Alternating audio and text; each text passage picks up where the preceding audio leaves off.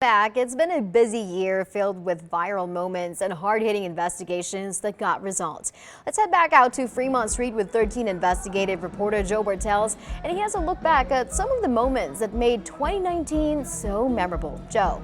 Yeah, Nina, we've covered so much for 13 Investigates, from Area 51 to the infamous Black Widow of Las Vegas. It was a busy year for 13 Investigates. Nevada at 6:30. Reporting live, Joe Bartels, 13 Action News. It's the viral video that sent the internet buzzing earlier this year. This live shot from Area 51 and the story behind it has more than 10 million views on YouTube since KTNV posted it in September. Well, I've been here a month ago. I came here and I was practicing my Naruto running.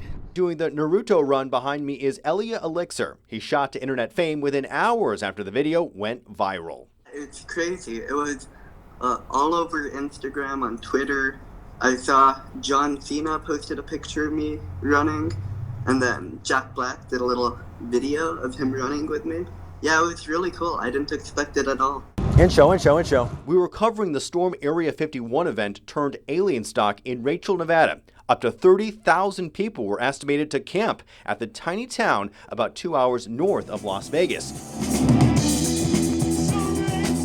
In the end, only a fraction showed up to the 3-day music festival, and now the event is wrapped up in lawsuits and finger-pointing by organizers at each other. Not only did they give him the key, but they gave him the map, to say, well, here's where the treasure's buried. Then there was that bizarre burglary at the Venetian. We first reported in May Amina Robinson and her husband Cliff were in Las Vegas earlier this year, but the good time short-lived when someone was able to access their room using a key card and swiped a laptop, book bag, even luggage and shoes valued around $4,000. So they give me a key, I go up to the room, I go inside, I pick up the laptop, look inside, and it said Robinson.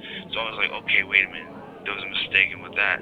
So then I finally just grabbed a couple things and I left. 13 Investigates spoke exclusively to Cliff Robbins, who was arrested after a lengthy investigation. It turns out Cliff was able to trick Venetian staff into thinking he lost his room key, and just by luck, Robbins' name was similar enough to Clifford Robinson's name they handed over the card. That employee was fired, and Robbins has pled guilty in a deal with prosecutors.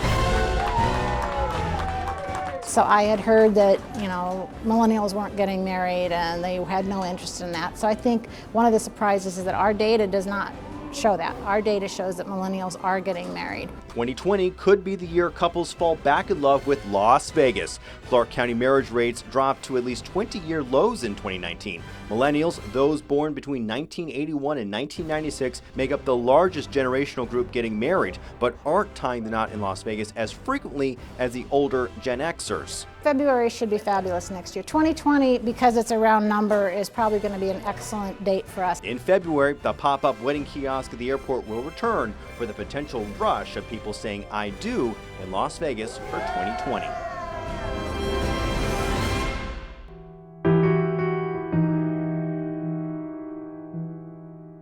I know I'm innocent. Then there's infamous convicted killer Margaret Rudin, dubbed the Black Widow of Las Vegas. She was granted parole, and now it's just a matter of time before she's released. Rudin appeared before the Nevada Parole Board in September. The 76-year-old has been locked up for the past 20 years. She was convicted of killing her millionaire husband Ron Rudin. Prosecutors painted her as jealous, vengeful, and greedy when she shot her husband in his sleep, decapitated him, and burned his body in a remote area near Lake Mead back in the mid-90s.